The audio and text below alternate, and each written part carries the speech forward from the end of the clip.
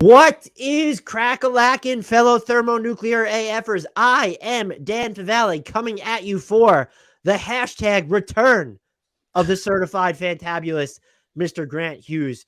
We have a unique podcast today. Well, I guess not a unique, I guess peak off-season podcast for you today, I would call it. Yeah. We're going to draft in the facsimile of rankings the best 23 and under players as of August 2nd, 2023. So anyone who is 23 or under as of August 2nd, 2023, not taking into account that some of them are going into their age 24 season.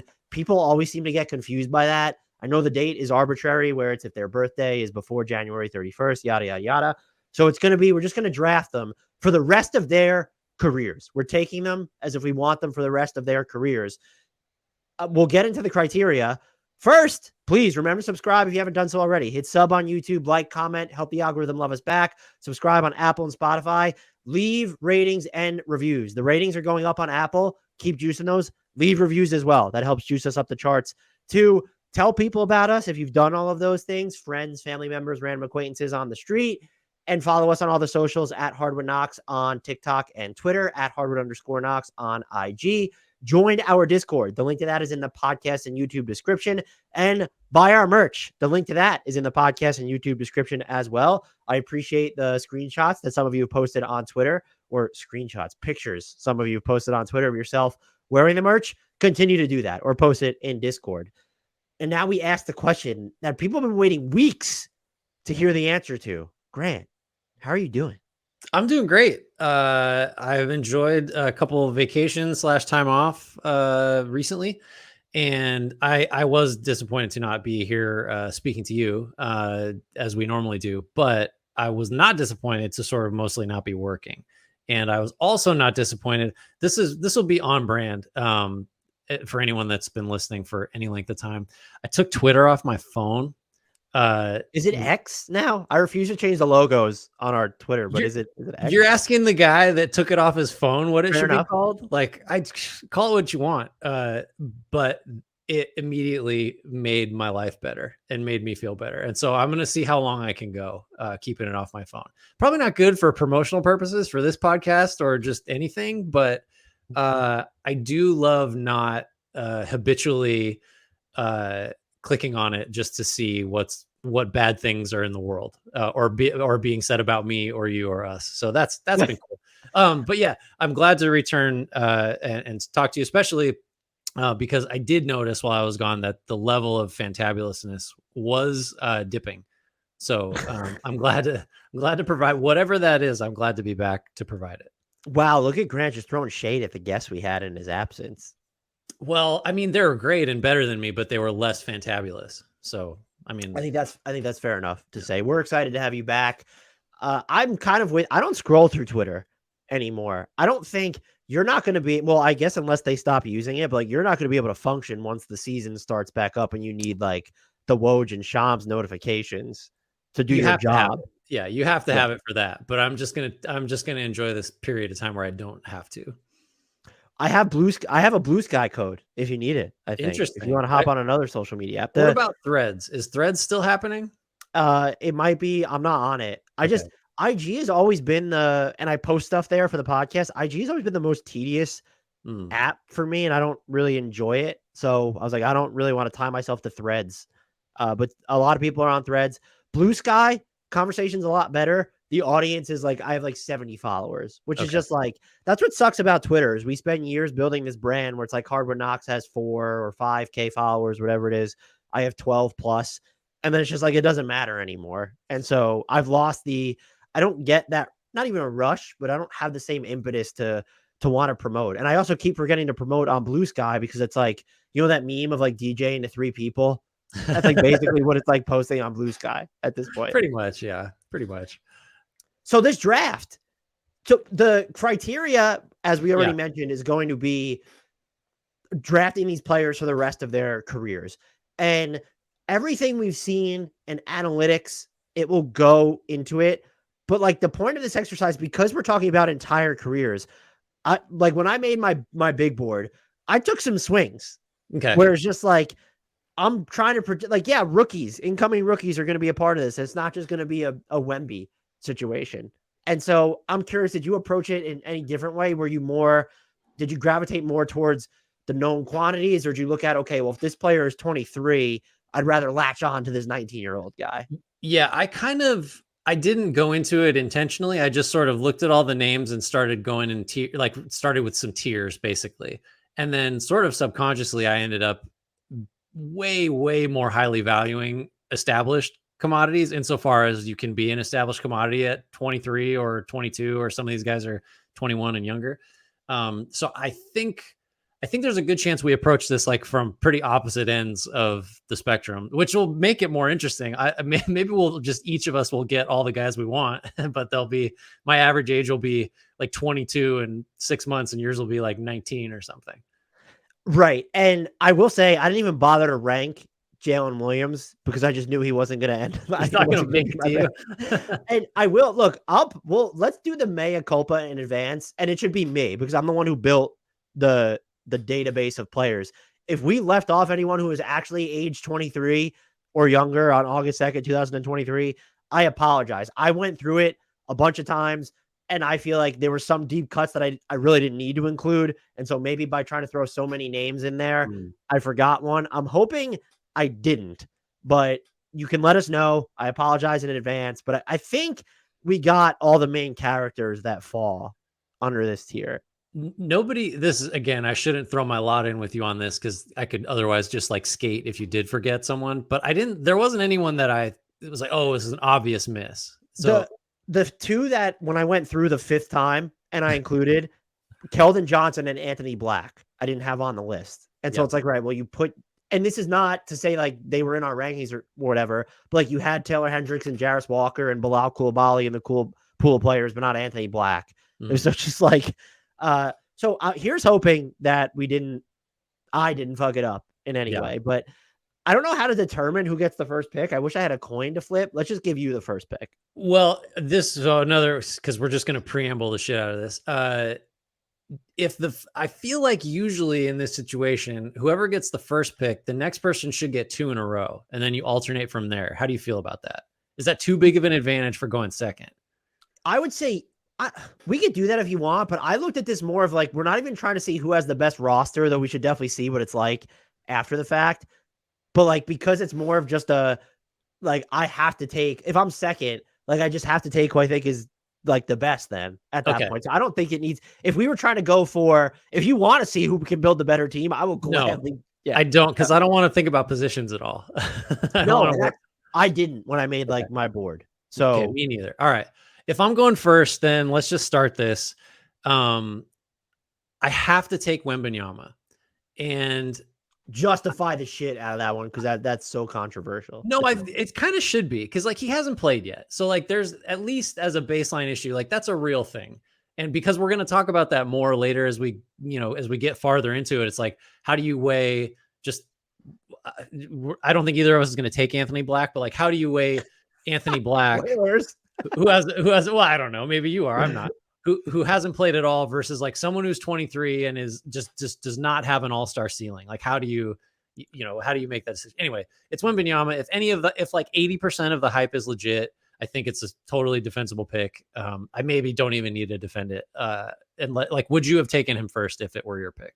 Yeah, he was. Okay. It was my pick. And by the way, if anyone's watching, my new setup does not really allow me to type on my screen, so I'm putting it into my phone to keep track of the picks and hopefully the timestamps as well. So, Grant, I'm not ignoring you. It's just that's okay. It's for the sake of the final product. How would it not be Wemby? It's like I said to you, and I said it to actually Katie Katie Heindel, because we talked about Victor Wembanyama briefly. I only saw his bad summer league game, and I came away thinking he's going to be one of the greatest players of all time. And so why would you not take? He's just starting out, and look, I know you're saying he hasn't played yet, but like the stuff he does on defense is going to translate immediately. And even if you're worried about the offense, like it happens. I feel like sometimes we skew too far. You know how we romanticize rebuilds, but at the same time, like we just assume that rookies need to have this steep learning curve. Sometimes rookies come in, even post Tim Duncan, where they're not these seasoned products. They come in and they're just amazing. Yeah. Why can't that be him? I think I think the argument against Wembanyama, if you had to make one, is just we're talking about entire careers and like the injury risk given his like unprecedented physical profile is there. And just guys that are anywhere near his size tend to not last very long. So that would be it'd just be a risk like aversion argument, right? It's like well, he might not get more than like 6 or 7 good years, and who knows like how many of those will come in a row.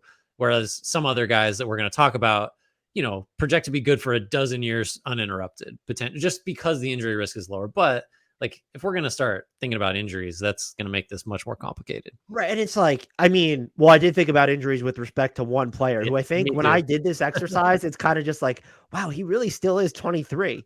Yeah. And I'm sure everyone knows what we're talking about now.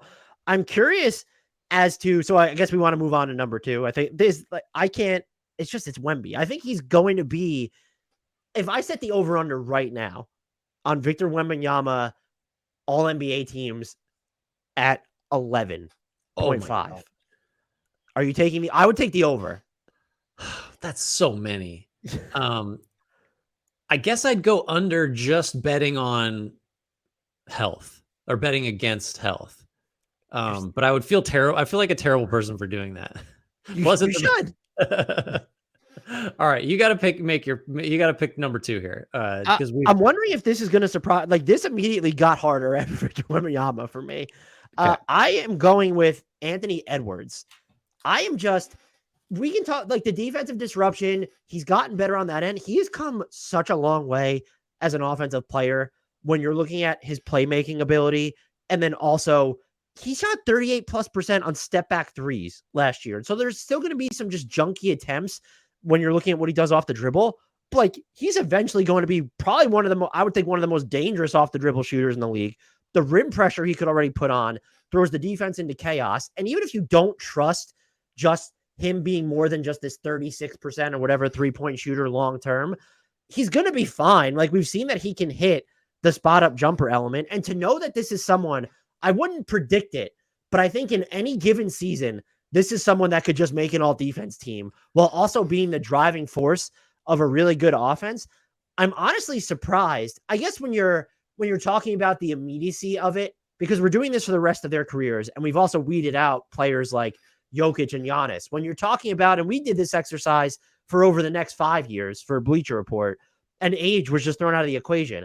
I feel like he tumbles down that list because of some of the players that we know about, rightfully so. But I'm also just kind of wondering, why is he not being talked about as the second best building block in the NBA? Like, even if you go into under 25 territory, all right, I guess Luka Doncic is still there. So does it feel like and I know he just got the max extension. Does it feel like his mega stardom or potential for it has flown under the radar a little bit? Or am I just trying to romanticize my own genius? Well, first of all, that is the correct pick. That was the only other guy I considered taking first. And I did actually for a minute there think about, should I just take this guy and I know he's going to be good. I don't know. Like, I feel like he's probably thought of. He's not thought of on the Giannis, Jokic, Luka, whatever other guys we had in our top 5 level would be. But that's because, like, as we're recording this, he's 21. He's for like 3 more days, but still, like, he's going to be 20. This is age 22 season coming up. And as I was comparing him to some other guys further down the list, it was just like, well, what was that guy doing in his age 21 season? And almost across the board is like not what Edwards did last year. So just you get both with him because he's been an all-star. He's already proven to be a really good playoff, like level upper type of guy. Mm-hmm. And he's got the youth still. Like, he's on the younger side of most of the guys we're going to pick. So you kind of get it both ways with him. I think he's also the only other guy on this list. And I want to make sure maybe there's 1 or 2 others that you're like, oh, in 2026, this guy was MVP. And it's like, well, Wemby, sure. But Edwards I think if you had to pick another guy from this list, it'd probably be him. So upside, established level of performance. We all care more about the playoffs than the regular season, or at least like that's increasingly how we're evaluating players. If you care about like doing it right, I think, in my opinion. So he's just like, he's obviously the number 2 guy. I think there's a better argument for him as number 1 than there is for him falling to 3. How about that? Ooh, I like that. And also, you mentioned this. When's the last time we just saw someone right away is just this good in the playoffs? Like, is just Yeah. able to turn on. I guess Luka is that like coming Maybe. into the league, and I'm trying to think of like the last player that was like that. Well, and Edwards is I'm dodging your question because I don't know who else to throw in that group, but like Edwards has the added bonus of, like you said, not only is he a guy that his scoring average goes up in the playoffs, he just is better. It's like he's also the guy that, okay, I don't know, we're playing the Celtics or whatever. It's like, go get Tatum. Like you like Edwards is going to be. I mean, he has Jaden McDaniels on his team, but he's, I think, capable of changing a game defensively too, which is like a wild thing for your leading scorer and just the guy who's going to be on the ball the most. So yeah, we love Edwards. That's the correct pick. I hate this next pick because I have like 4 or 5 guys in the same tier, and because I had just Wemby, Edwards, and then it's like a mash of dudes. So I don't think there's any chance I'm going to take your guy, and I'm going to pick from 3 or 4 guys here. Please do. This is way too early for Jalen Williams. Do not do it. I think I'm going to take Scoot. I feel like that is controversial and cuts against my when I professed that I cared about established track record. I think he's the best point guard prospect we've seen in the draft in a really long time. And I would include guys like Ja and some other players that we've had really high in the lottery. I think he has a chance to be like Chris Paul-ish, with like way more athleticism and size and all that stuff. And so like, I just kind of want to get on board for that. So I again, there were like 4 other guys I like agonized over, but I think I'm going Scoot just because I don't really see how he fails like athletically, and I don't see how he fails in terms of how he sees like the intellectual part of the game. So I think his floor is really high, and then as I've already said, I think his ceiling is like he's going to be regarded as the best point guard prospect in, like, you just decide how many years it is, a long time. Is that a ridiculous pick? Was he in the running for you there? He was number 5 for me. So just, yeah, I don't know why I'm like oohing and eyeing. I feel like, you know what it is, guys? Grant just scouted the 2023 draft, so he's just taking all those guys because they're so fresh in mind. I came away. I didn't watch his low and summer league performance live. I watched every single possession, so all like 8 of them or whatever. And I just came away. I was like, oh, holy fuck. Yeah. Like this. So I'm with you that he's going to be that transcendent. I thought it was a little bit, I want to know what he's going to be on defense. I want to know what the off the dribble jumper looks like. And because I believe Wembanyama is just going to have that transcendent impact on the defensive end, I wasn't able to put Scoot as high, but he was, when I was making like the list for number 2 and even number 3, Anthony Edwards sprang to mind immediately. I didn't give him, I will say, I didn't consider Edwards over Wemby, but I considered like Henderson in that kind of same tier. Okay. And so I totally understand that pick. And I'm curious as to whether, if we went back and revisited this in a year, the context of the Blazers, I think, is going to, like, are we going to be able to see him have full agency right away, depending on what happens with the Dame stuff, or even playing just with Simons, and if Sharpe is there and you want to see those two play together.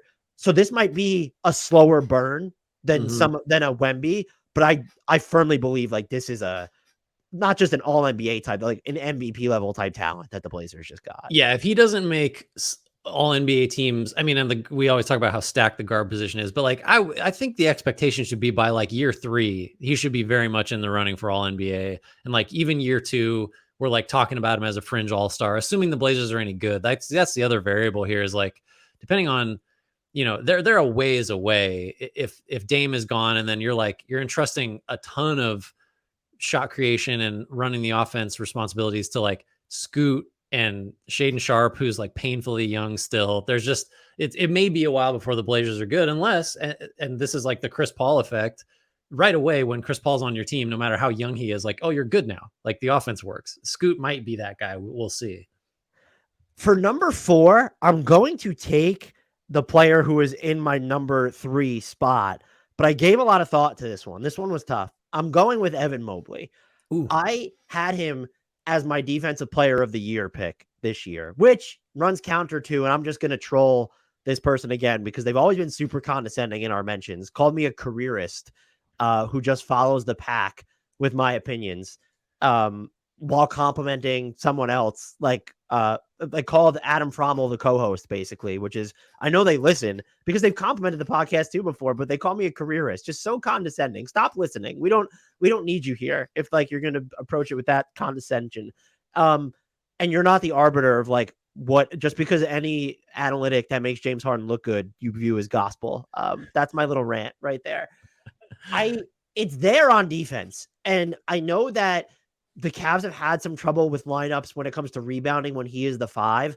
I don't think he needs to be your 5, but I also think the context of his role can change if you also don't need him to be like your best wing defender, because having Jarrett Allen behind you, you want those two to play together. You're going to float more around the perimeter. He's still, by the metrics, going to be one of the most valuable rim protectors in the league. And that's all that is not being his primary responsibility. Mm-hmm. I'm so sold on the defense. The offense, it does take more vision. They weren't working with the best base in Cleveland last year. He has 2 ball dominant guards. There's they're not trying to occupy the same space, but like they want to finish from the same places for Mobley and Jarrett Allen. But when I look at what he could do if you gave him touches from the elbows or above the keys, from those standstills, like it's not just, he can spot guys who are moving around and dime them up.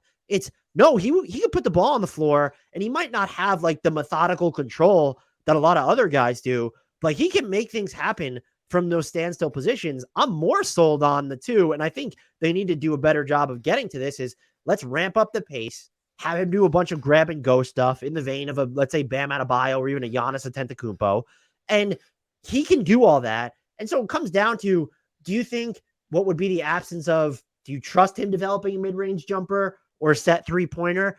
I honestly don't know.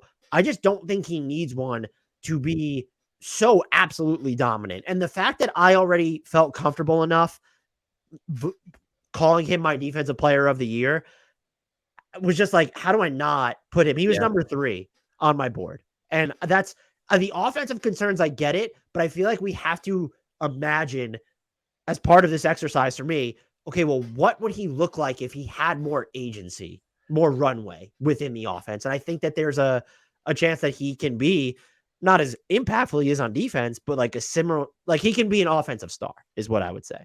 It's interesting. I had Mobley high. I love Mobley. He was not quite as high as you. I think, because you're asking, well, is Anthony Edwards someone that we maybe don't like rightfully put in a high enough tier? I think that really applies to Mobley, and that's why this upcoming season for him, he's going to be I'm going to be most interested in what this year brings for him, because the most recent memory of him is really kind of one of failure, right? Because like he did have, and like, that's fine at this age, you can't be great at everything. But I think the takeaway from that Knicks series is like, this guy has like a couple things that are pretty important to, maximizing his value that he's not that great at yet. And, it's a small sample, it's the playoffs, but like, that's kind of what the postseason is for, is to show guys like, here's where you got to maybe supplement your game a little bit. And for Mobley, like, there can be no question what he needs to improve on. And so I'm fascinated if we see just, he shows up in October and he can finish through contact a little better. He can make like a split second quicker decisions as a role guy, or just like, God forbid, if this guy, becomes a semi-reliable 3-point shooter, then it's like, it's over. So that's all to say, I think he is like uniquely positioned to prove all the hype coming across the last 2 years about this guy's potentially Kevin Garnett, that kind of thing. Like, this to me, this year coming up is the year where we'll see, I think, or we'll get a really good idea of is he able to sort of address, what he doesn't do well? And if he doesn't, he's still a guy that's going to be defensive player of the year candidate every year for 10 years, basically. So solid pick. I still am in this cluster of guys. I'm going to go the complete opposite direction because Scoot was a very unsafe pick for me as my second player. I'm going to take Tyrese Haliburton. I doubt very much that you had him this high. There are other point guards.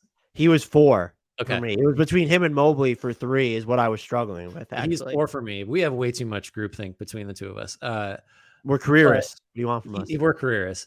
But, I don't know how many times I included it in an article I wrote this year talking about Haliburton, but just the 20-10, 40% from three is just like basically unprecedented. I think it was unprecedented in NBA history, especially for a guy as young as him. He's just like, he's a great shooter. He's a great decision maker. He understands how to make people better. He's really young. I think he's in a position to succeed with this Pacers team specifically and how they play. So it's kind of a boring pick, I guess, because of some of the guys that are still on the board. But I just feel like Haliburton is as good of a young point guard as there is in the league right now. And I don't think he's anywhere close to topping out. I still think people don't appreciate him as a shot creator and maker, to where they might view him as this fantastic passer. And it's, does he have the ability to generate his own looks at multiple levels in the vein of all these other elite players that you would pick before him, or thinking about, a Scoot, or thinking about even just like having the ability to, like a Steph Curry. Like, no, he's not the same ball handler, but like, is he that type of a scorer? And the answer is just yes to me. And so he still feels, not that he's flown under the radar, but I still don't think that people understand how high end his ceiling is, to where should he be mentioned in the same breath as Evan Mobley? And the answer is absolutely, he should be. I think there's no way to measure this accurately, but he's probably has the highest basketball IQ of anybody that we're going to think about here. Like, I think just in terms of to your point, he's not like a plus run and jump athlete, but he gets to spots, and when he is in those spots, he understands the decision tree. I think he reads the decision tree of offensive basketball faster than probably anybody else we're going to talk about, which is hard to measure. But I don't know, whatever Pacers fans are here, please testify to this, because he just understands where the ball needs to go and when it needs to get there. And that's just a pretty singular skill, especially for a guy as young as he is. Where do you land on kind of him defensively? Did that factor in at all for you? Better off the ball than on it, which I don't know that he has the frame to really be a great on-ball defender. I think he's going to be someone that, as the years go by, he'll just be a right place, right time type of guy that does reasonably well with his physical tools to maybe we'll get to a point where he's not getting pick and roll to death and just forced into the action. Although because of his offensive responsibilities, it's probably smart for teams to just try to tire him out that way. I think he's going to top out as he's not going to kill you. And I think if he's passable, if he gets to Steph Curry was always picked on forever. And I think Steph Curry is a perfectly adequate defender now. And I think, Haliburton probably has pretty similar, run, jump, lateral speed tools to Curry, but he's longer. So I think you could get to a point where the offense is phenomenal and the defense is something that does not get relentlessly targeted, or at least not targeted effectively. So, but I did have that thought. But the other guys I was thinking about, especially backcourt guys, are also mostly bad defenders. So that made this pick a little easier. So that brings me to, what are we up to, number 6? So I took, and I'm curious where you had this player. I'm going with Paolo Banchero at number 6. Did not have him that high.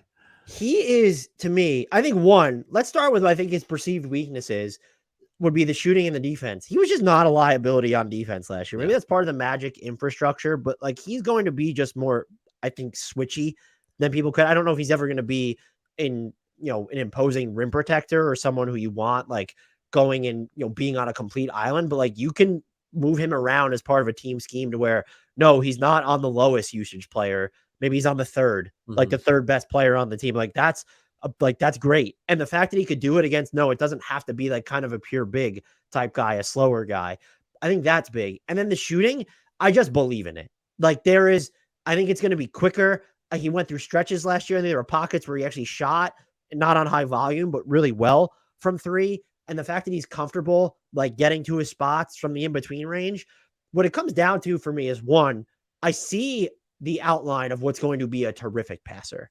And to be, as a rookie, he had an assist rate over 17 and a turnover rate of under 13, which is just it was around league average turnover rate. That's great for a rookie who had so much. His usage was over 25. That's huge.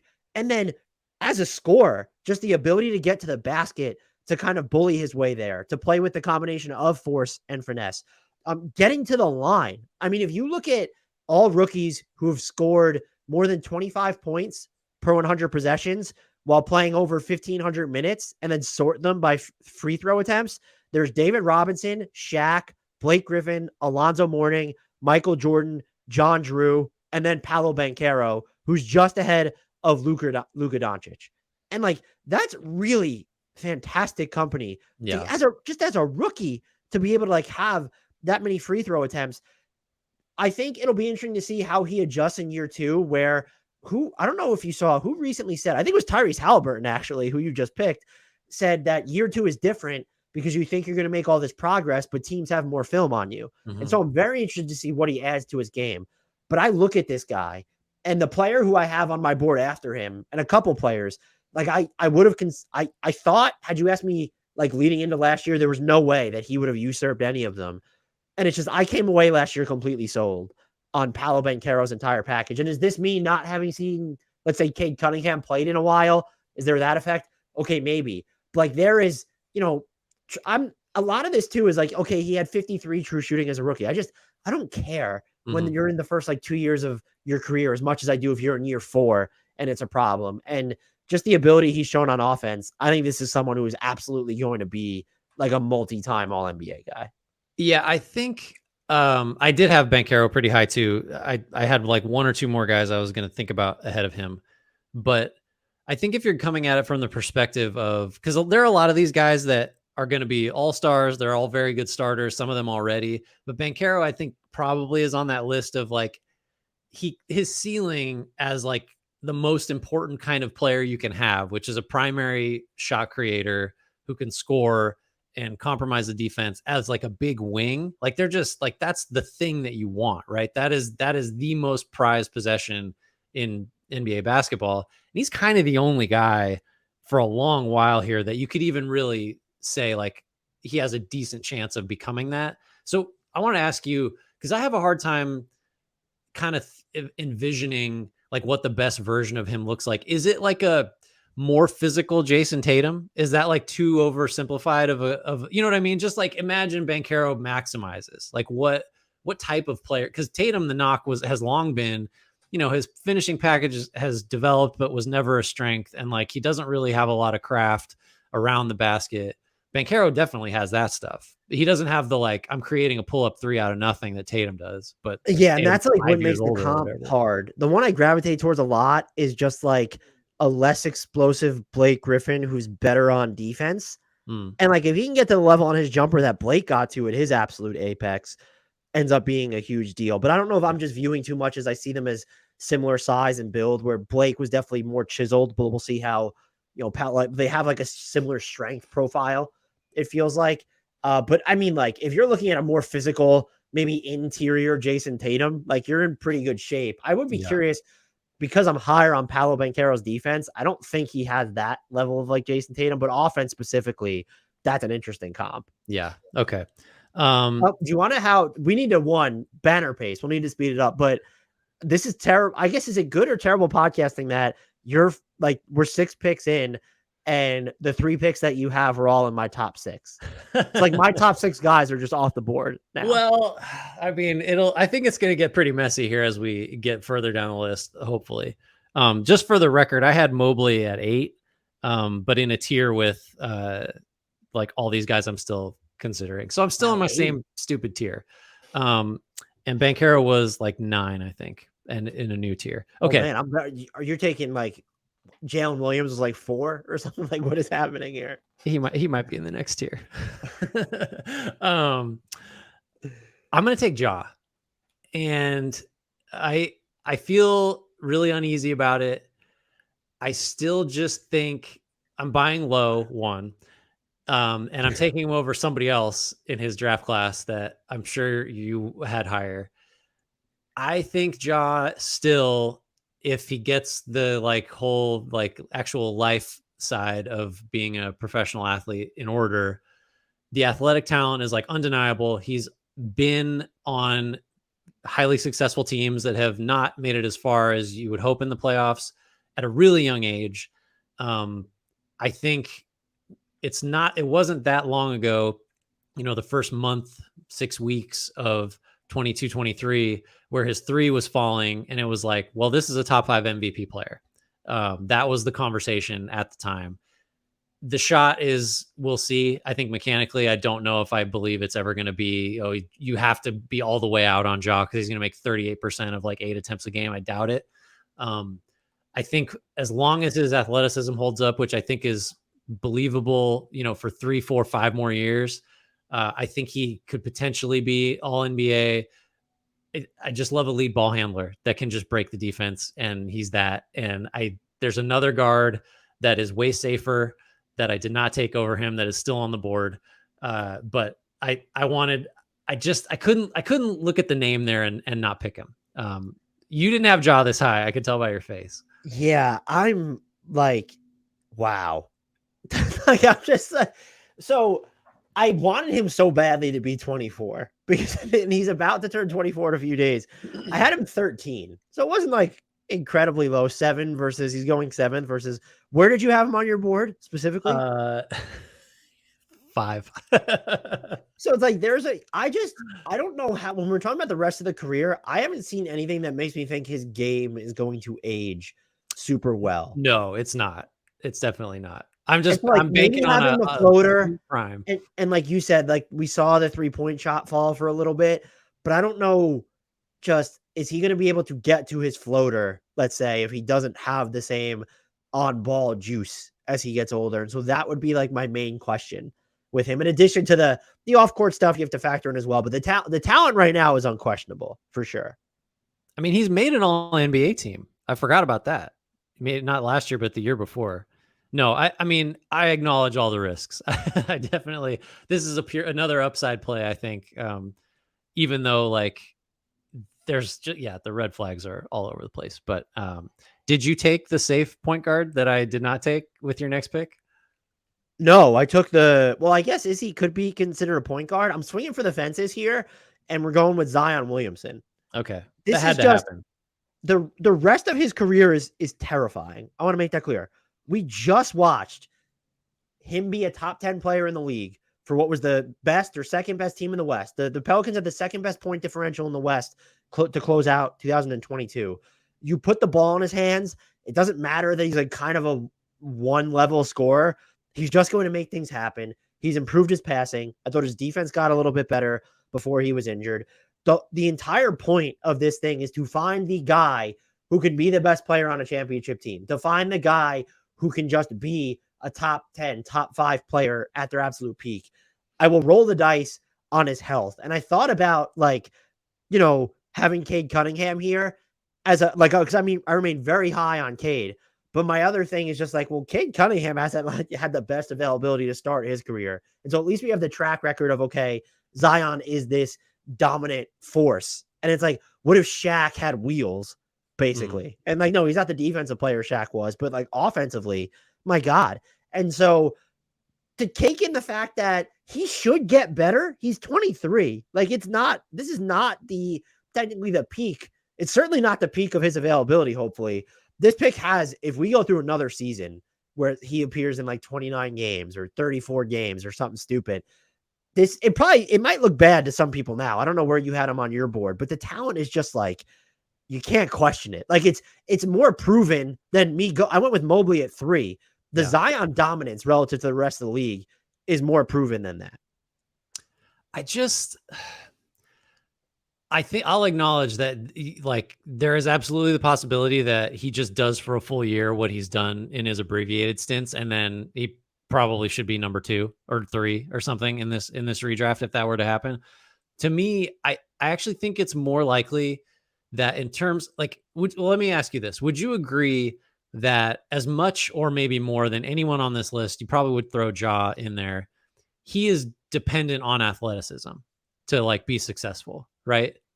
I mean, right. I think, if you disagree, I think, I'm open to it, but I just think, and I also think we've seen the best of Zion, the athlete, and it was like at Duke. And it has gotten worse progressively. So that as much as the chronic unavailability, which is related obviously because it's health and injury stuff, that was what made him feel too risky for me. Is like, not only is there, he might play 25 games a season indefinitely, there's also the like, if he just isn't as quick or as able to elevate, he just is a different player. Like it becomes a lot. So I don't know if that's going to happen. I think there's a good chance that like athletically, he just isn't going to be as good as he was as a college player or as a rookie. Like I just kind of feel like, I don't know, it's just, you watch him, even when he was really great, he still wasn't the same as he was in college, just athletically. I'm talking running, jumping. But isn't that good that he's less athletic and still so dominant? Well, maybe. Yeah, I don't know. Anyway, that's what gave me pause. I think, and look, that's fair. And it might point to an inconsistency in just how I view him versus Ja, because at Ja 13, I think he ended up, I actually made him, he jumped a shark. I had him at number 8, but I'm taking him like, there's one person who I had in front of him, but I actually just decided to take him over now. Yeah. So you pick with your heart. Yeah. And I just think, look, I think that's a fair criticism. We're talking about the rest of their careers, but if you like told me that you could have the rest of Zion's prime versus the rest of Ja Morant's prime, I'm going to take Zion over that. I think the criticism might be, well, should you be taking him before some of these other players that we're about to get into? Yeah, right. I think for both of those guys, like it's not like Ja is like immune. I mean, Ja misses tons of time every year, and it's not always for like off court stuff. My boring point guard is still there. I'm not going to take him because even though he's the highest guy left on my list, I'm going to take Jaren Jackson Jr. and just squeak this in under the wire because he has like 40 more days as a 23-year-old. I actually had him a spot ahead of Evan Mobley because Jaren Jackson Jr. has one Defensive Player of the Year. I don't know how justified that was, but that matters. That's on the board. That ref home cooking with blocks. Yeah, right? that was debunked. How dare you? I think the difference for me is like, if you were the things you hope Evan Mobley ends up being able to do, or at least a few of them on offense, Jackson already does. He shot 35% on pretty good volume from 3 last year. And that's just like a cheat code and he can run. He's like not just a standstill guy. They run him off screens sometimes. So the defensive value to me, like led the league in blocks per game 2 years in a row, just an elite interior defender who can move. And if he can continue to like not alternate good and bad shooting years and just be someone that hits league average on decent volume from 3, I think that's just like, that's such a unique, that is a unique player. So I love the defense. I can't take another tiny guard because I have a bunch already. We're not building rosters. I know. I just, for my own enjoyment of this draft, I can't have like 6 point guards. That's boring. I know we're not going to play a real game with these teams. I was surprised. I guess I'm not surprised that he lasted because you took Mobley, totally justifiable. But I love Jaren Jackson. So now I have 40% of the Grizzlies starting 5. I don't feel great about it. I'm laughing at the you're like evaluating this. Well, it makes sense you didn't take Triple J because you have Evan Mobley. You got to pick one. I just don't know how sustainable is his offensive peak and like how dependent is he long term on like everyone else. And I think we saw flashes and maybe extended pockets this year where he wasn't, and he has some of the health issues. But again, this is coming from someone who picked Zion.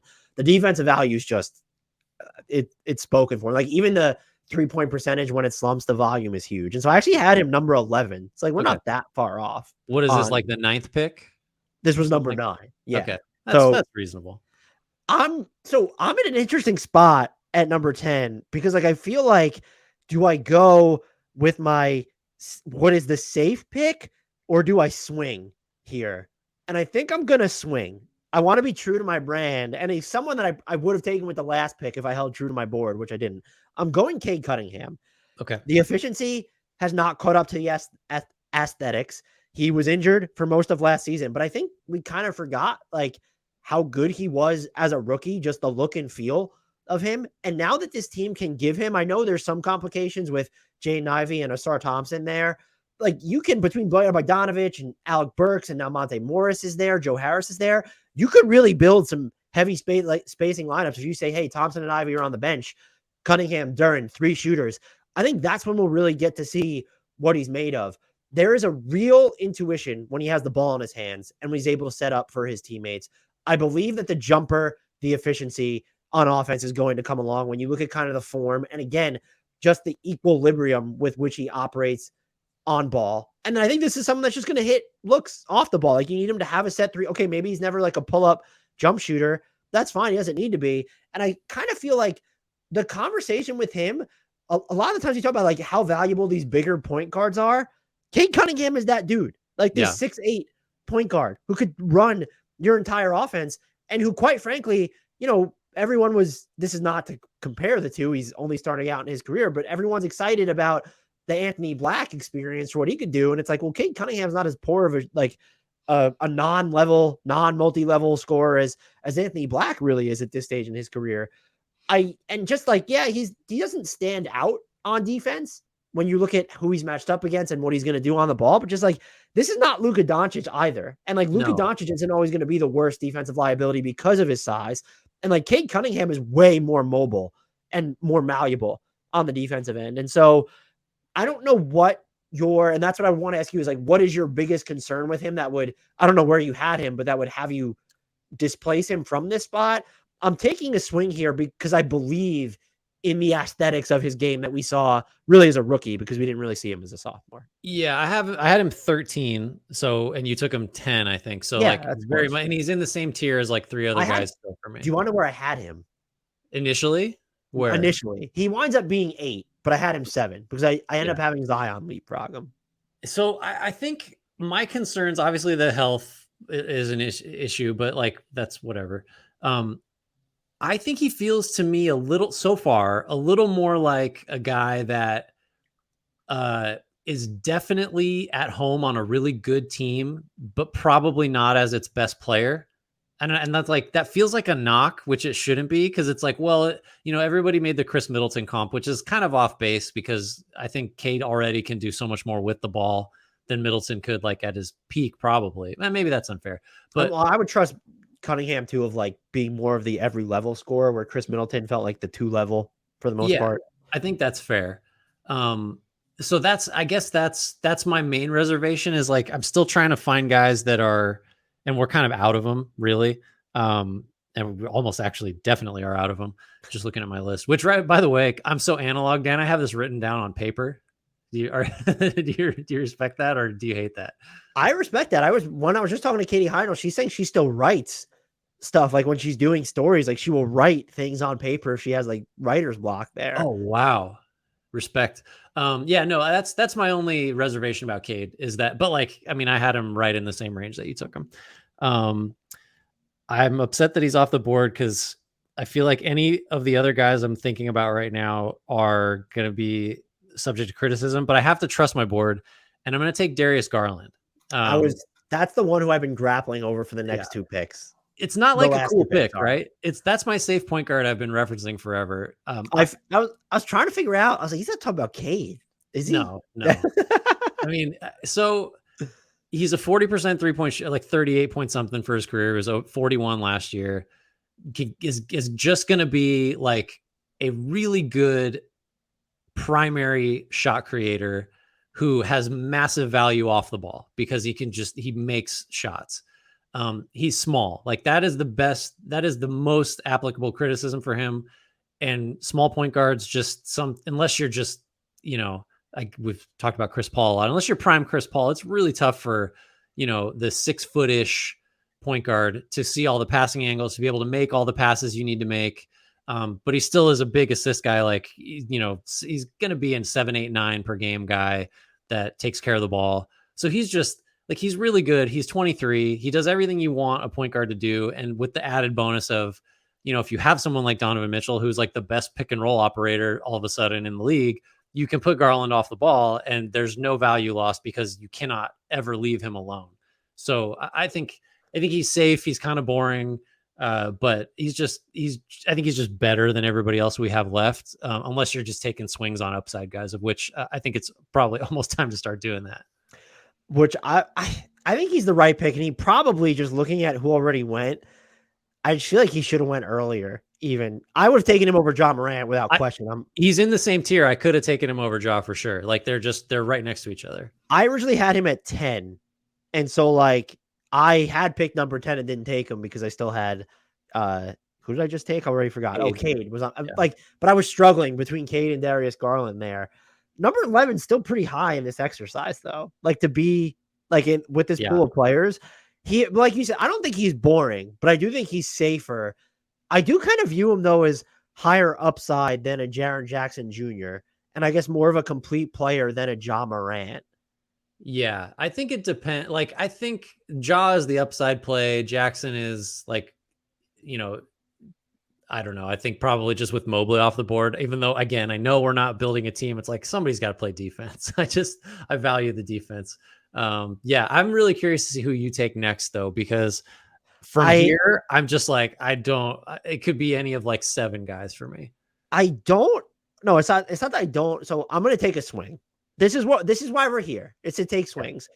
Chet Holmgren, come on down. Can I tell you right now? Sorry. I was gonna guess you're taking Chet right at the spot. I swear to God. Go ahead. By the way, I initially had him ahead of. Oh no, he was at number 9. So I don't think he was ahead of anyone that I took yet, or maybe he was. But I'm just, like this dude he's what I got from him in summer league is the biggest question was, can he play center? And you watch him, it's like, no, he should play center. It's not, can he play center. It's should he play center? Yeah, there's a luxury. If you want to play him with Jalen Williams as your front court, okay, fine. If you wanted to have a Brook Lopez on this team or go out and get another big, but like it's almost that he makes more sense as if you wanted to go trade for Pascal Siakam now, where you don't want Pascal Siakam to be your 5. You don't need him to be because you have Chet Holmgren, but he can also play the 4.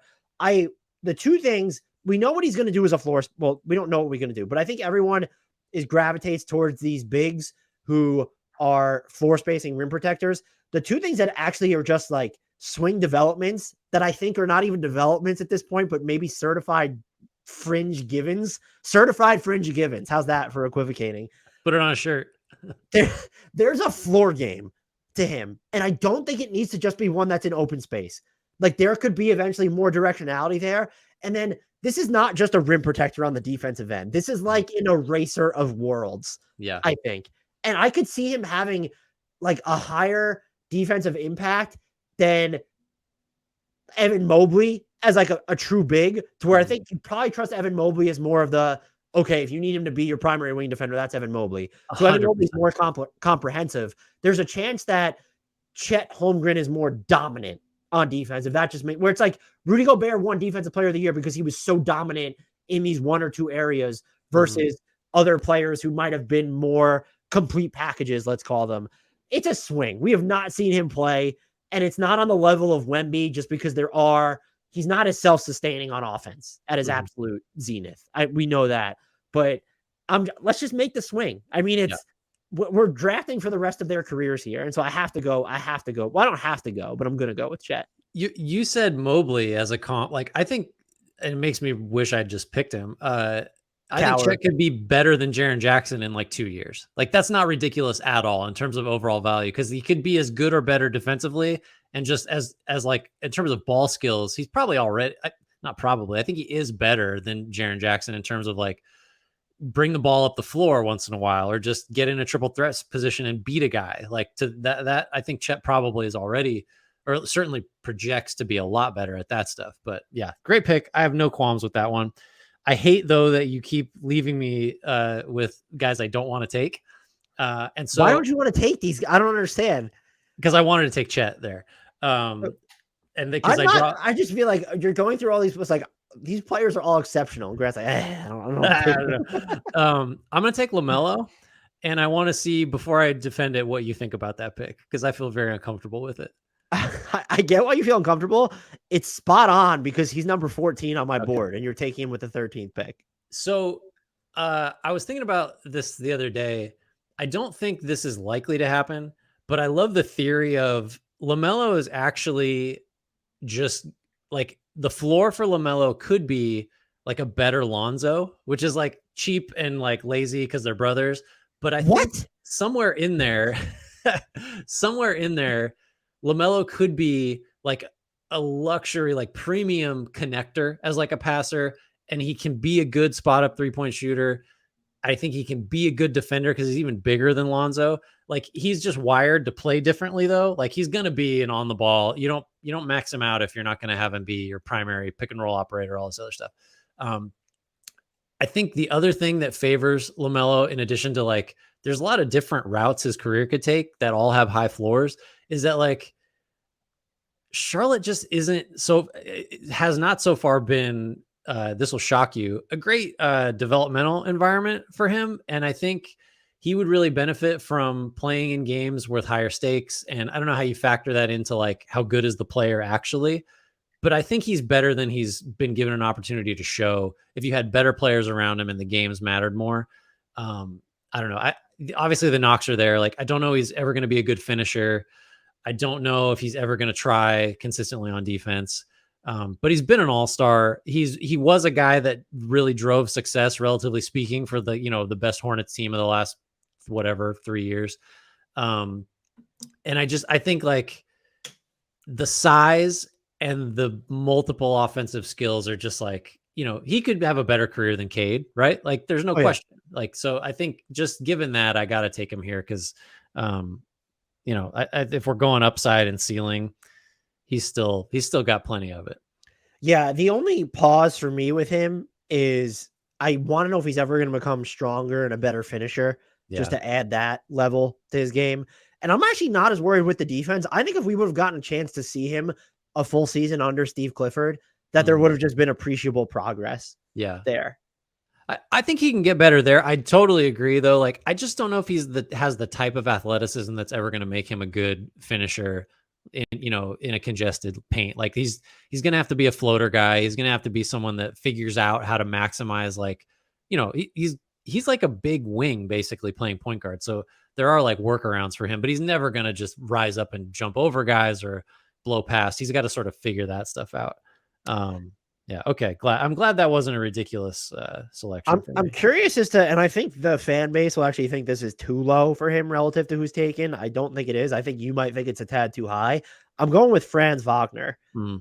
He's better on defense. Like, he just doesn't receive any attention for his defense. And this is someone who is like an actual, like, capable on-ball defender already. And this is nothing of his offense, which is not only infinitely scalable, a term that I used to coin John Collins when he was good back in the day. Back in the day when John Collins was good, who I still think is the scalability was finite for him. But there's like, he can really put the ball on the floor. And this year, the flashes of the off the dribble jumper, in addition to being able to just attack the basket and set defenses with the ball in his hands, I'm just like, there was part of me when I went through this, and the answer was no. I was like, is there a chance that he just ends up having the better career than Paolo Banchero? And I couldn't get there because of Paolo Banchero's ability to get to the line, and even to just like the way that he can just bulldoze over people. And there's just angles he uses that I think are going to put him ahead of Franz Wagner eventually, if not, immediately next season. He might already be there, just as a level facilitator. But I don't want to keep saying that these players are underrated, but I don't think he's mentioned among the best building blocks in the NBA nearly enough. And I know Orlando Magic fans know how good he is. I know basketball sickos know how good he is in general, but like, this is, when we're talking about the best 23 and under players. And like, if we were to think about where he would go, if we were only using, they have to be going to their age 23 or under season. Like, a couple of these guys would have come off the list. He has like a case to be firmly inside the top 10. I think he's a really hard player to evaluate because like what he was on arrival was not at all like what he was projected to be, because I'm going back to draft night and doing some of the lead up, study to that draft. I feel like he was someone that like, he's going to make open threes and, he'll be in the right place defensively. I just really don't know how much like off the dribble stuff he's going to be able to do, attacking the basket. I'm not sure. Limited. Like, I think like getting to the basket with his like Euro step game is one of his defining skills now. Right. And just being able to create shots for himself at close range is one of the things that makes him so great.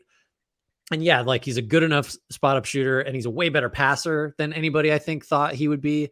So that makes me sort of want to like reel in he's just a tricky guy to evaluate because we've just basically had our baseline expectations flipped because he was supposed to be X and he's very much Y. So now it's like, well, I don't know. I don't know what to think of his ceiling because he wasn't supposed to have any of these skills to begin with. Right.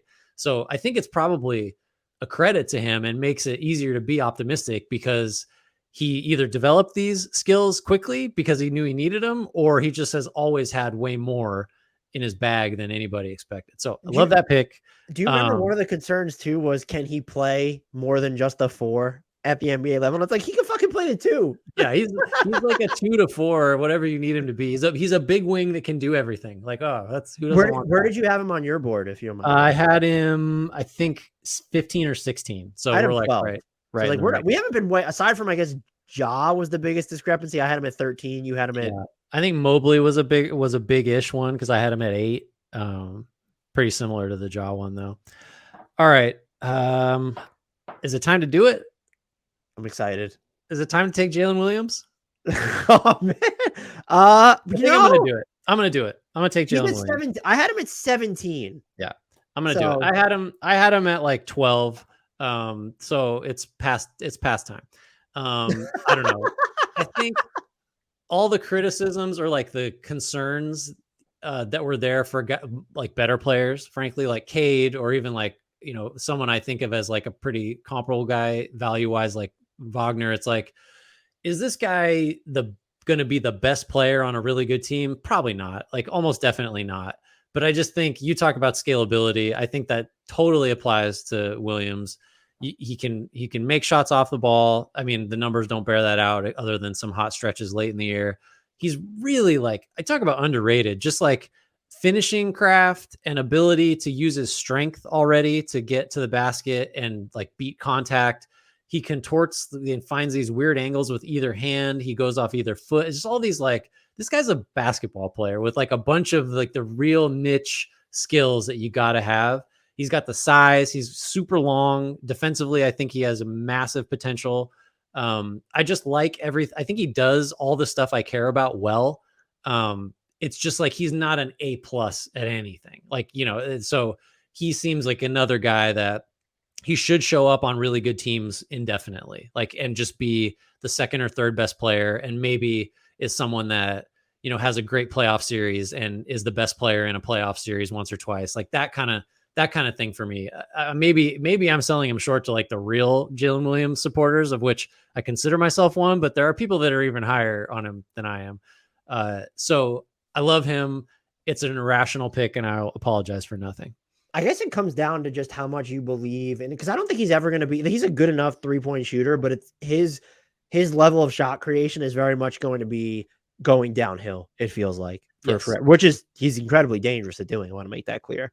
So I mean, look, you took him at what pick was that? Number 15. I had it 17. So and you might have like juiced him up for me, like subconsciously. I could have waited longer and gotten way better value, because I'm surprised you even had him on your board. No, I would have made a big thing about it if he was still there for like the 17th pick or whatever it was. I'm curious as to where you land on this one. I don't think a lot of people the analytics are going to hate it. I want to make that clear. Can you guess who it is based off that? It's Jalen Green, and he's next on my board. Yes. Okay. Oh, wow. Nice. Yeah. So you watch him. He needs to learn how to slow down. I get it. And he needs to learn like how to be more under control when he's finishing. He gets to the basket. This is someone who can play away from the ball. He's going to be an every level scorer. And if your concern is about the efficiency ticking up, kind of look at the level of difficulty on his shots. Those are going to get simpler now that Fred VanVleet is there. Now that there should be lineups with better spacing. Now that it feels like there'll be a more coherent coaching approach there. And I don't know what he's going to do on defense. He's listed at 6'6". He feels like he might be a little bit smaller. But playing with Fred VanVleet a bunch as opposed to Kevin Porter Jr. a bunch, like that's going to do wonders for him. And then Amen Thompson is there now. And so you talk about someone that he's going to be able to capitalize on Amen Thompson just blowing by dudes. Like that lineup where I don't even know who else is in it, where it's Fred VanVleet and Jalen Green just dotting Amen Thompson, just getting downhill, is absolutely terrifying. And I just look at his scoring package. He's only a couple years into his career. Like he will learn how to slow things down, maybe be a little bit more deliberate, a little bit more coherent. And even through all this chaos that's happened in Houston and with his game, like he has not turned the ball over at an astronomical clip for someone who had, what did he have last season? 28+% usage and a turnover rate of 11.3. And so it's like, yeah, you kind of, maybe do you want to see like the assist rate tick up a little bit for someone who has the ball in his hands that much? I guess, but like we're not talking about like a Jalen Brown level of assist to turnover ratio here either. And so the control to me is going to come. And when he gets more measured, I fully believe this is someone who's going to be 20 plus points per game, gets to a point where like he even was able to increase his foul line frequency last year. I don't know if he's ever going to be hyper efficient to where we stand and look at it and say like, oh, like Jalen Green just shot 58% on 2-pointers. But like we've seen him in his rookie season, he hit over 50% of his twos. And so like he'll get back up there. And I do think he'll be like a 38% 3-point shooter and someone who's going to hit a fairly high clip on those self-created looks. I thought actually you were going to maybe give me more pushback than this, which is why I feel like I didn't even need to elaborate as much as I did. I think maybe listeners or other people wouldn't be as high as putting him here. It's really easy to dismiss him because of the inefficiency and the decision-making and all the stuff you mentioned. I think the Rockets last year and really for both years of his career have been one of the worst, organized environments for young. Like, look at how much better Jabari Smith Jr. looked. Granted, it's summer league, but he looked like a different player in summer league. Jabari Smith did. So I think there's a good argument to be made that like we really have not seen like anything close to what Jalen Green can be, and he still averaged 22 a game last year. And to your point, like not only, he got to the line more. And if you're worried about the 3-point shooting at all, which is, I don't think a huge concern, you just like shave off 2 really difficult attempts per game and you're good. He's like right under 80% from the foul line. So like, that's not someone that's going to shoot 34% from 3. I don't think, as long as he like, again, trims off, over the course of the year, like the 100 most difficult, impossible threes that he tries to take. Everything he's good at, you can't teach, and everything he's bad at, you can. Is like how I would look at it. And I tend to overvalue the other kind of player where it's like, or at least a different type of skill. Like you can't teach like the court sense and like all the Haliburton type stuff. Like you can't teach that. You have that. But like you also can't teach someone to be as fast and as vertically explosive as Jalen Green.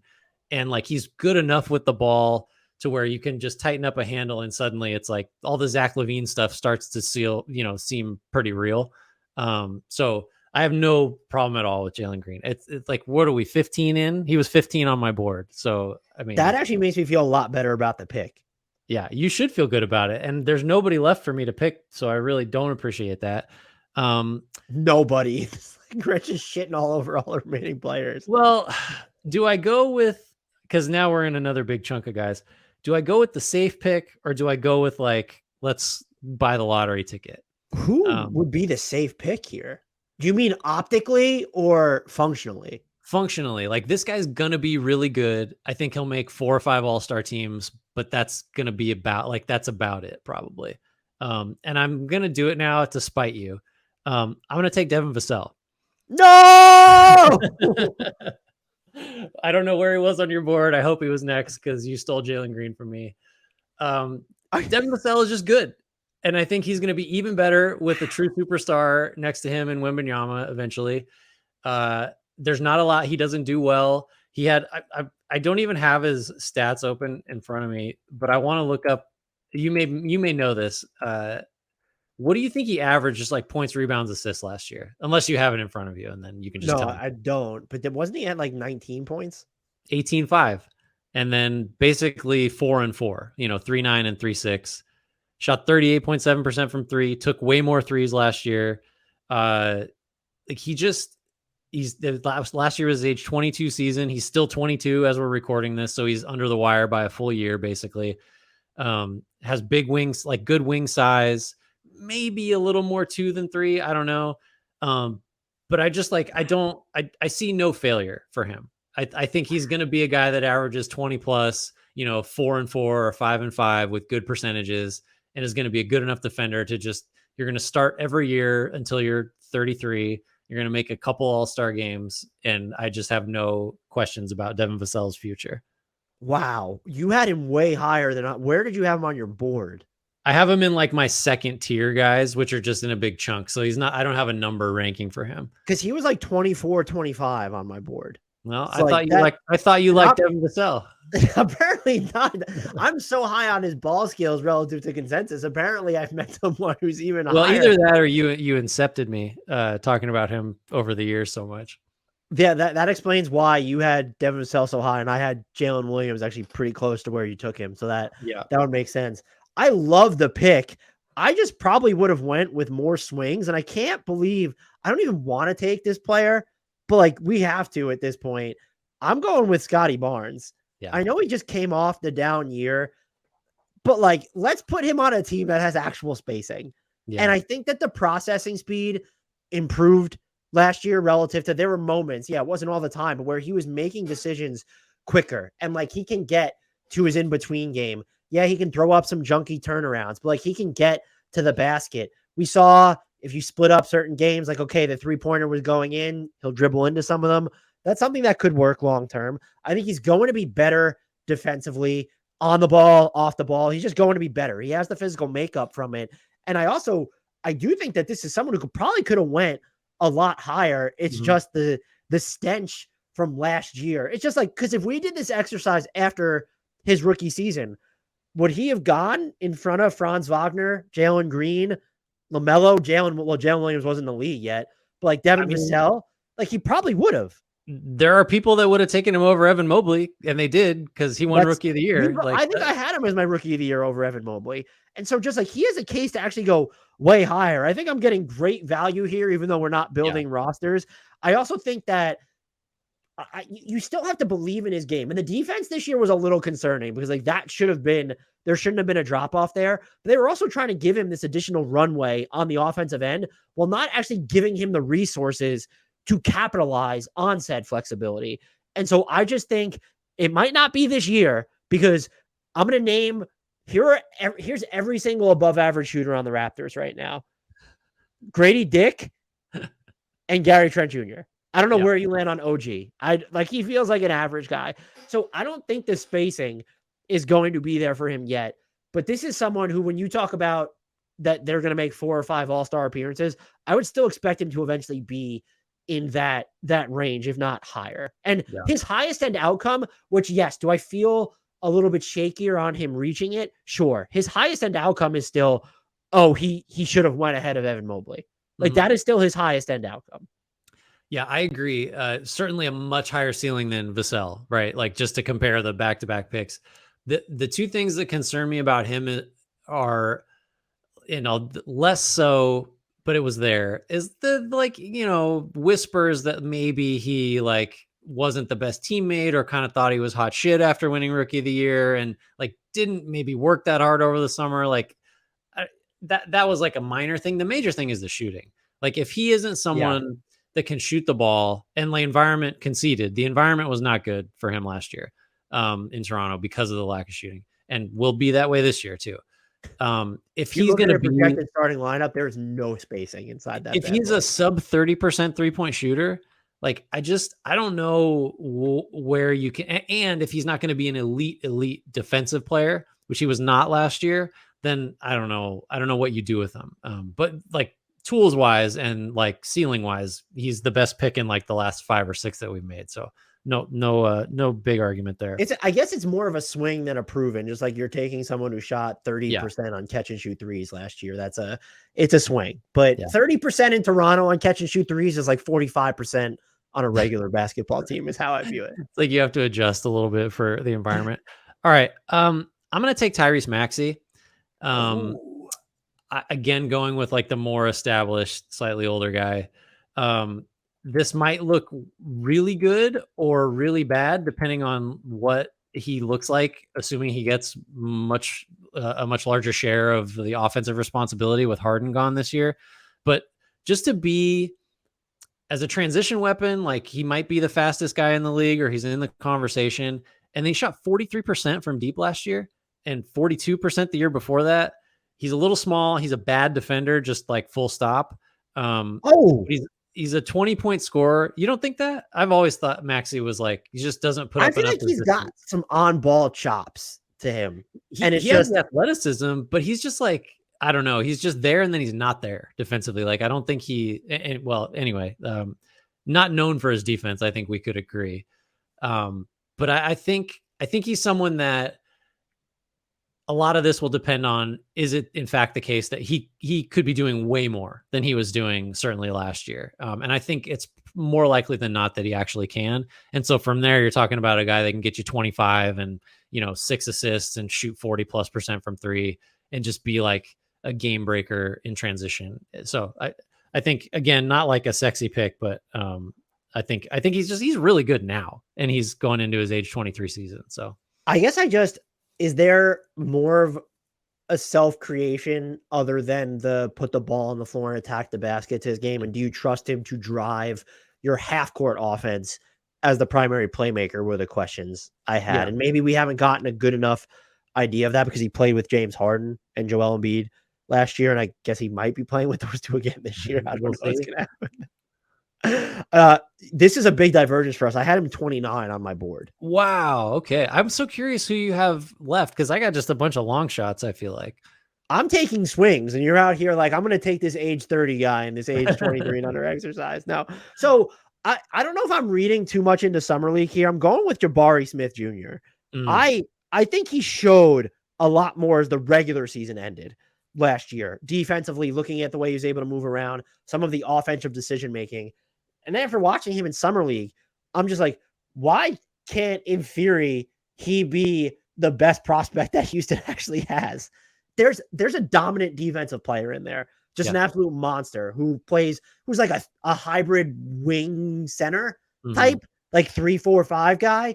And if he has like the ability to just drive with the ball in his hands and go, he probably fell in love with it too much as a rookie at points, like throwing up some of those mid-rangers. But it's like, if he can start getting up shots more on the move, more efficiently, you trust his set three-pointer, want to throw stuff to him in the post. It just feels like there's more of an offensive armory there that he kind of showed at points last season. But just after like the possessions I watched from him in Summer League, I'm all the way in on it. And I would expect him to be like a hyper efficient offensive player this year, unless Houston kind of really messes with the lineups around him and you're dealing with a lot of suboptimal spacing again.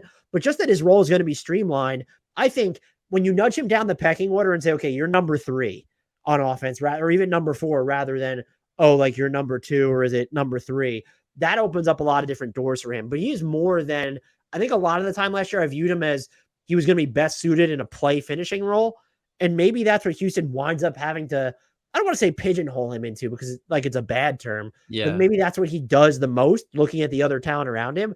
But he has the ability to be more. And so I trust, just after Summer League specifically, like I trust him, his future eons more than I did just a couple months ago. For sure.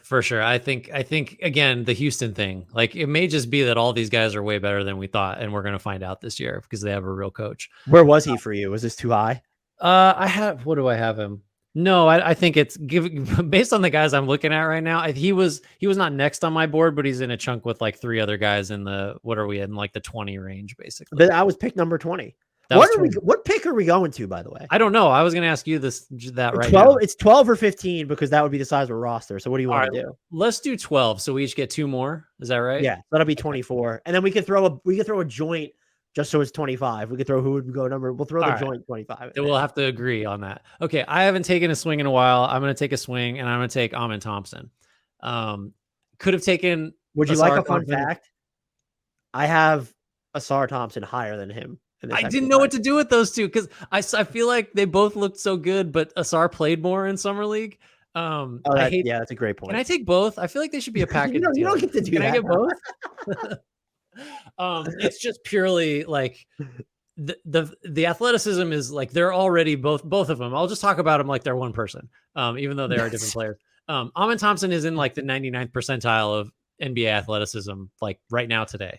And the fact that he seems to have like real playmaking instincts as like an on-ball guy and competes defensively and just feels like someone that if the shot doesn't really come around is still going to have ways to be like a massively impactful player. That just like does it for me. It's purely upside. It's a lottery ticket. If he can't figure out how to shoot, then like this is a bad pick. but my God, like athletically and in terms of like demeanor and how hard he plays and all the other stuff, I think he has ridiculous potential. He may, like, I don't know what the odds are he hits his ceiling, but the ceiling is real high. Yeah, the fact that we've now shrunk not that I want to go to 30, but like 30 total picks, I'm like changing my board in real time, I think, because the player I should be taking, I'm with you on everything with Amen Thompson, but the reason I'm going to segue it like this is I'm going to take Ausar Thompson now at number 21. And the defense, he's just going to be a monster there. Great. He's going to be dominant on the ball, away from the ball, maybe even right away. I think you have to question whether he's going to be the level of passer that Amen can be, because he's going to get like maybe not as good a burst, but he's going to be able to get by guys. Will he make the right decisions after that? I think it's a fair question. What I trust about him more and why he was higher, and I didn't have them back to back, by the way. I'm not just looping twins together. I had Ausar Thompson was 20 and Amen Thompson was 22. So they're pretty close together. Wow, look at you. Didn't back to back them. It'll be interesting to see if the person who's sandwiched between them gets picked. I trust his jumper more. It's not pretty, and I went through this on a previous pod, but like he can get it off a lot. It seems like a lot quicker than Amen Thompson, to use him as the analog. And it was just like there were moments where it was going in during summer league, and like it was some off the dribble stuff, and it was also just like quick, like off the catch. And that's even more important to just like if you can work in sort of that role. And so if you can get off shots that quickly, that means the processing speed to catch it and go, I'm either going to take this or I'm going to drive, is going to be right there, which I think can make him more of an offensive complement than Amen Thompson, in the sense of, you know, when you're looking at even some of these other guys that like we took, where it's like you're looking at Josh Giddy is getting to this point where you can view him as more of an offensive accessory than, oh, he needs to have the ball in his hands. I'm not sure if Amen Thompson can be that unless you're going to have him be used as a screener or something. And I think I think Ausar Thompson's going to be the guy in Detroit where it's like you just go guard that guy. Yeah. And you know what? You got Devin Booker tonight. You're on your own. Like that's him. That's him. So that's who I went with. And he jumped someone because I'm like, I only have one more pick after this. I think I really want to get him. That's what did it for me too with Amen. So I have one more. Is that correct? Yes, this is number 23. So that'll be the 12th spot on your roster overall. All right. So I got to reach again. I got to go Shaedon Sharpe. That's who's sandwiched in between the Thompson twins. I thought it might be. So just athleticism and the like potential that he showed in summer league as like, oh, maybe this is going to be a guy that can run a bunch of pick and rolls. Like maybe not going to do that with Scoot Henderson on your team, but like if he's able to shoot it from deep and able to just, I don't know, this is almost like an argument against him, but I'm just kind of gaming out what his career might look like. Like if Scoot is as advertised, I mean, Sharpe is going to get 4 just spoon-fed easy buckets a game, it would seem like, or at least really good looks. And so if he's getting those, and then in addition to that, actually has some creation chops, he just looks like a guy that is supposed to be a superstar, I feel like, which is the least intellectual argument either of us has made at any point in this conversation.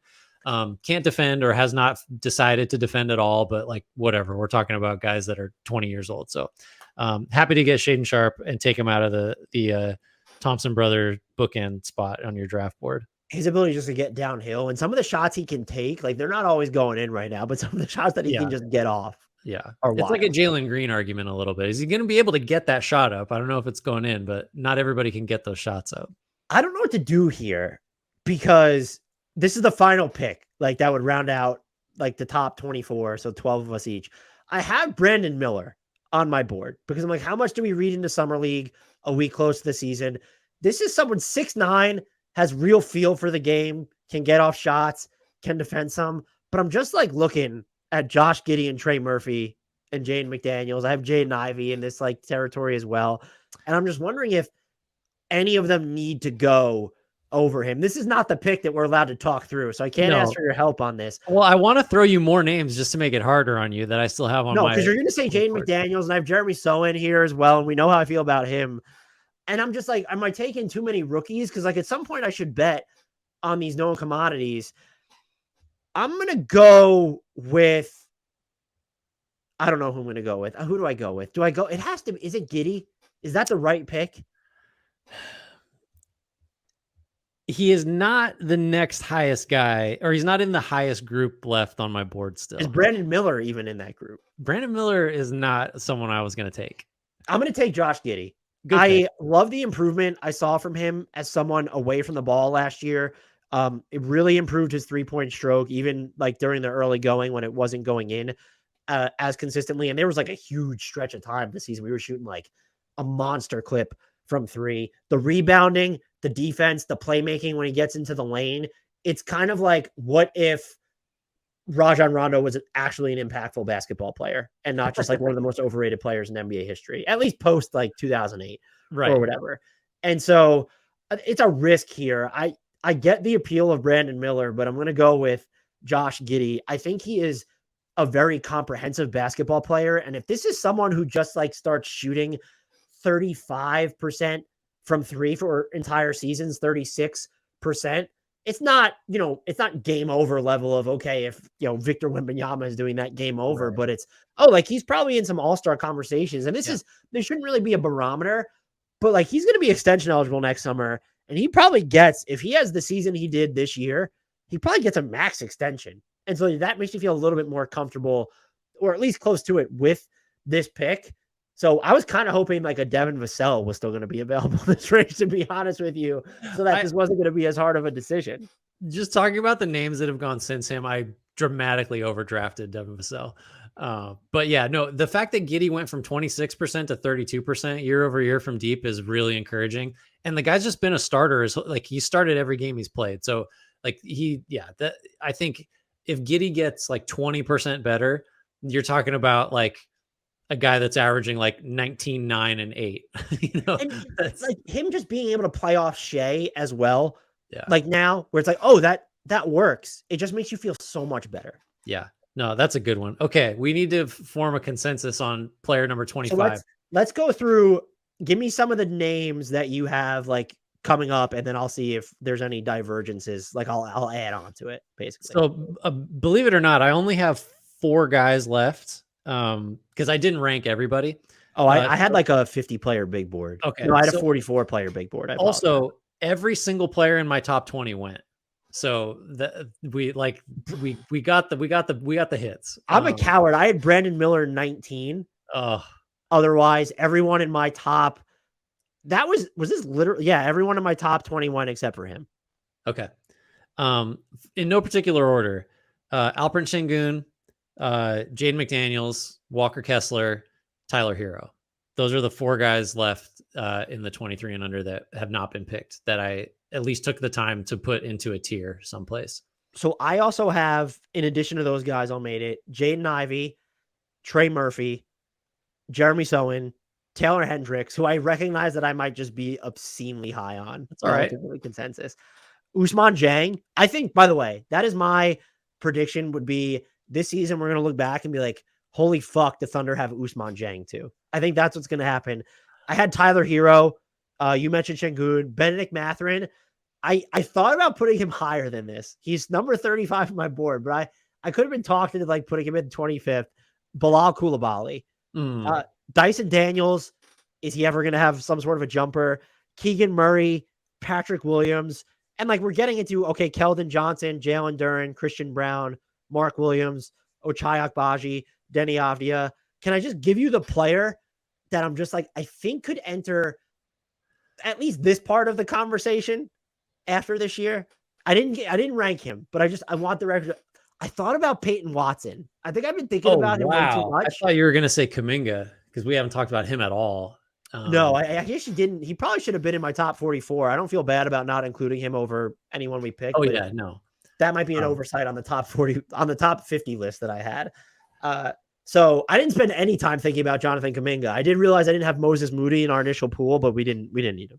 That was unnecessary. I think we can kick Hero out because he's on the older side. And I think he is what he is at this point, right? Which is what differentiates him from Tyrese Maxey that much for you? I think just the raw athleticism, one, and the idea that, I mean, actually, the correct answer is like not a lot, because we just have to regard him, Simons. We're not talking 23 and under. And like there are different types of players, but like Tyler Hero has that off the dribble jumper, whereas like Tyrese Maxey has that pure like catch and go. Yeah. Do you think this is impossible to answer, but my opinion is that I think Maxey is just generally more highly regarded than Hero. Yeah. But I don't know if that's totally fair. So do you think it feels like this happens when they sign their extensions? And so if Maxey, we know he's not going to get an extension because the Sixers don't want to give him one. But if he were to sign an extension that pays him max money or $30 million a year, I wonder if there would be some pullback. I think you're 100% right. Because just like Maxey's on his rookie scale deal. What a value. How good is this guy? And then suddenly there are expectations when you make, 25 or 30 million. I still feel okay getting Hero out of this. I don't know. That's inconsistent with me taking Maxey. But then it's like, if you had to pick one, who would be your pick here? If it's just my team, I'm talking career, I might just take Kessler. Because I feel like Kessler is going to be like a top 5 defensive player of the year candidate just for 10 years. But that's so boring because he's like has such massive and obvious limitations, I think I would go Kessler. I think I would go Trey Murphy. Okay. Because he's just like has so much more to offer on offense than we've seen. And the fact that we already know he can be this ultra deep motion shooter in addition to holding up on defense across the 2, 3, and 4. And I think I'm looking at Jaden McDaniels as another one where I feel like there's more of a floor game to him, but I just think Trey Murphy's is going to be even better. Mm-hmm. And then it's just like not having Brandon Miller or Jaden Ivey there, but I think I would campaign for Trey Murphy if you could tell me that Jeremy Sohan was going to be like even close to a league average shooter, it would just be him. Sohan was the name. I was like, are we overthinking this? Because I know we both love him. So we just go a bonus pick for each, so you could have Kessler and I'll take Trey Murphy and we'll round it out. Let's do that. Let's do that. Was Sengun a consideration for you at all? Or is it just like, he's never going to be able to defend. So there's like no point. No, he was actually, where did he finish? Let me look where he finished on my board. I had him at 33, in part because it's not even the defensive concerns. I just don't, unless you are Nikola Jokic, that level of player, and he's not that level of shooter or scorer just yet. Mm-hmm. It's just because of like the playmaking and the vision there and some of the wild attempts passes that he attempts. Is someone ever going to actually build their entire team around him? And so when we're in this part of the exercise, like, no, we're not, maybe I'm not thinking of Trey Murphy building around my entire team around him, but there's just more of I imagine him being in a higher profile role for longer. And maybe I'm just jaded by how teams are typically built these days. Yeah. I think you've kind of made me realize that's my argument for Kessler is like, you will in fact build at least your defense around him, or that's someone that is a central figure on your team. Although offensively, I don't really know what you do with him. Yeah, I had him ahead of Sengun. By the way, do you want to see how much of a idiot or sicko I am? I have Taylor Hendricks ahead of Walker Kessler because I just think that Taylor Hendricks is going to be this offensive beast in addition to kind of just being like this really like eclipsing rim protector and malleable defender as well. And that's pure. I was taking a swing. Yeah. If we went the full 30 picks or like 15 each, I probably would have taken Walker Kessler over him, like being a coward. Okay. So Walker Kessler was really good and I missed on him. Yeah. This was fun though. I hate myself afterwards a little bit. I know. Don't you feel like I just feel like I made like 15 mistakes, but whatever. I hope we didn't at least like leave anyone off that's like super just like, oh, how is this someone who's like top 15 in the NBA right now. Guess what? We'll hear about it. Did you triple check that Luka is 24? He is 24. Perfect. Because I actually did a 23 and under exercise already, but we didn't go this deep. I didn't go this deep on it. And I knew Luka was excluded. Jason Tatum's only 19 though. So I don't know. He left him off. The arrow is angling up for young Jason Tatum these days. Look out for him. Are you ready to take us out of here unless you have anything else to offer? I never am, and that's why you always have to prompt me. Everybody, thank you for listening. As Dan said at the top, you probably just want to go back and listen to Dan do this because he's better at it than I am, and I always forget things. But rate, review, subscribe, wherever you listen to us. Positive reviews on Apple always help. Leave comments on our YouTube page, in which you can get to Hardwood Knocks, at Hardwood Knocks on Twitter and TikTok, at Hardwood_Knocks on Instagram. Buy our merch. Dan and I are both sporting merch today, and I was drinking from a Hardwood Knocks coffee cup. So yeah, we're really doing it. So you guys can do it too. Word of mouth helps also. Tell your friends, tell your enemies. Let us know, most importantly, if we forgot someone that is 23 or younger in this exercise. Be nice about it, though. Be kind. Yeah. We did try. We tried. We tried our best, and we just gave you all the avenues to contact us about this, so you have no excuse. Please do so. And as always, we close with a shout out to the one and only Frank Ntilikina and an apology to Jared Allen.